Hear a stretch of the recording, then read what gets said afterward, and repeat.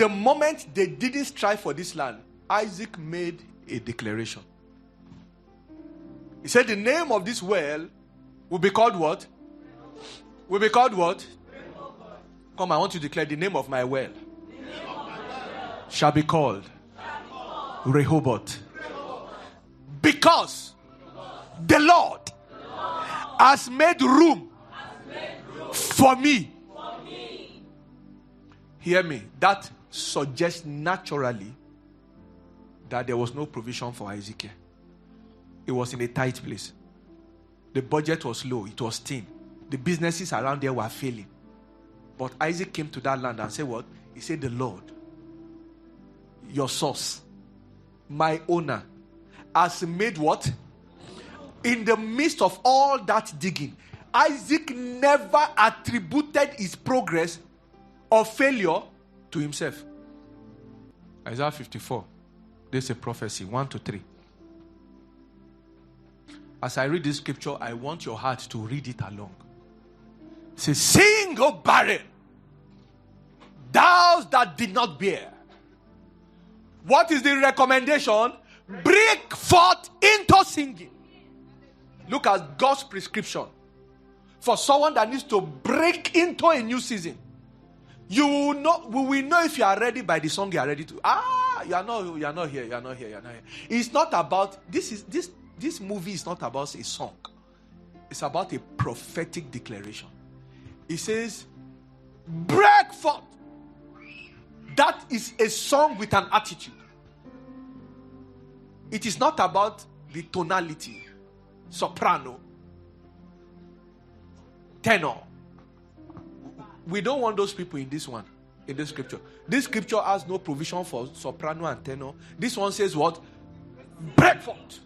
That you are going to shout. No matter the prophecy, if the Israelites did not shout after going around Jericho, the wall will not come down. Your prophecy requires an attitude.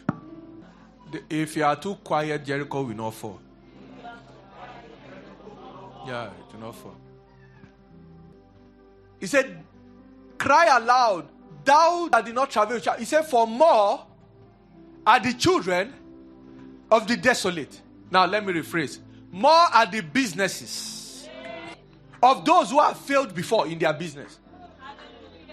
More are the promotions for those of you who are career, professionals. More are the lands and houses and real estate for those who have labored in their field. For more are the children of the desolate than the children of the married wife. The Lord says, fear not. Give all you have. Lengthen your cords. Strengthen your stakes. For thou shalt break forth on the right hand, and you will break forth on the left. And your children shall inherit the Gentiles. You shall make desolate cities to be inhabited. Verse 4. Fear not, for thou shalt not be ashamed, and you will not be confounded. For you will not be put to shame, for you shall forget the shame of your youth, and you shall not remember the reproach of widowhood anymore.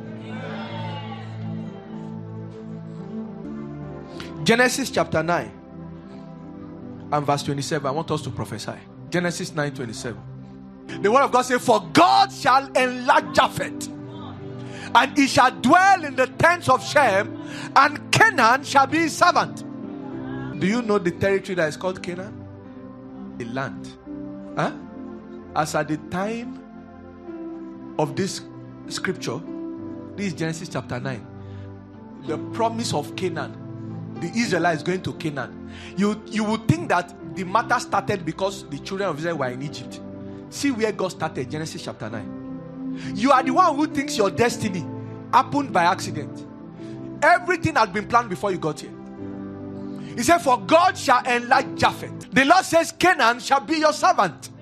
Which means that the resources of the earth, you will have, you will be given complete rights to the mineral resources in the land God is giving you. And please understand, It is because the Lord will need the resources in that land for the extension of his kingdom. In that day, you will be ready.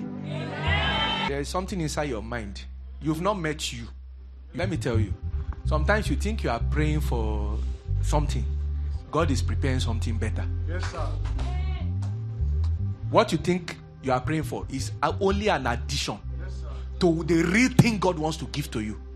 There is a minefield inside this your mind. There is a treasure land inside your mind. There is a wisdom that is from above, that if God gives to you, you will not have any other seat except with Pharaoh. You will sit with the kings of the earth, because the wisdom will be too much for that level where you are. Now let the hand of God come over your mind. The scripture tells us concerning Daniel, say the spirit of the gods dwells in him. That means they attributed the wisdom in his life, the creativity in his life, not to his brilliance, but to a spirit, to a deity. Now I ask that Jesus, who is the spirit of wisdom and revelation, move into your heart right now.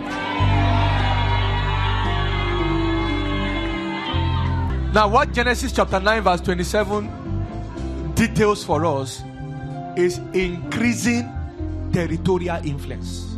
What this scripture means is what? Increasing territorial influence, which means nobody will come into your terrain and will not know your name.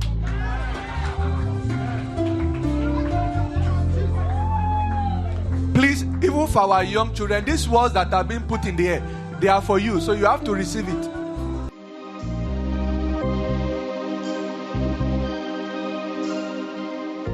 You have received the word, and heaven has marked your moment. This week, you will move in divine speed, divine favor, and undeniable testimonies. Go forth as a proof of prophecy. For more information, visit our website at www.theharvestword.org.